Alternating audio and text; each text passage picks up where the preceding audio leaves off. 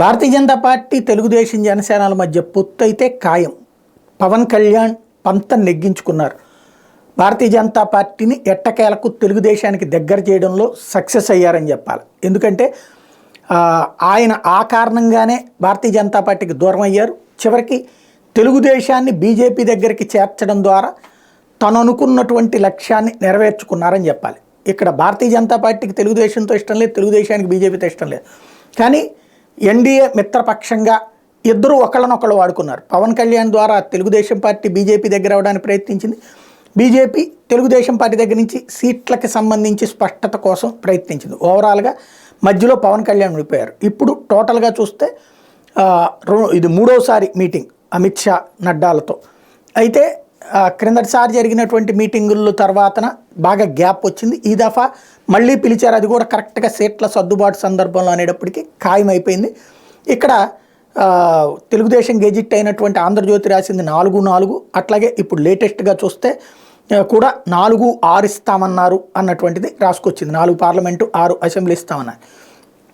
అదే సందర్భంలో YCP gazette అయినటువంటి సాక్షిలో వచ్చేటప్పటికి 10 దాకా ఎంపీలు అడుగుతున్నారు అన్నటువంటి కోణాన్ని రాసుకొచ్చింది. వీళ్ళు ఇది దాదాపుగా 10 పార్లమెంట్ స్థానాలు ఎక్కువ అడుగుతున్నారు అన్నటువంటి వార్తని రాసుకొచ్చినటువంటి పరిస్థితి ఉంది. ఓవరాల్గా చూసుకుంటే ఎవరి లెక్కలు వాళ్ళకున్నాయి.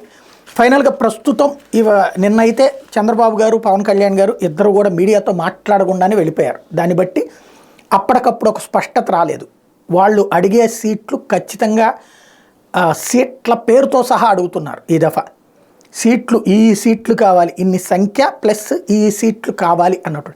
ప్రస్తుతం ఢిల్లీ సర్కిల్స్లో వినబడుతున్నదైతే 7 పార్లమెంటు 13 అసెంబ్లీ అడుగుతున్నారని ఒకవైపు వినబడుతుంది. అంటే జిల్లాకి ఒక అసెంబ్లీ అంటే చంద్రబాబు ఏమో ఉమ్మడి జిల్లాకి ఒకటి చొప్పున ఇస్తామని, బీజేపీ ఇప్పుడు ప్రస్తుత విభజిత జిల్లాకు ఒకటి అడుగుతోందని. విభజిత జిల్లా లెక్క అయితే 25కి 25 రావాలి.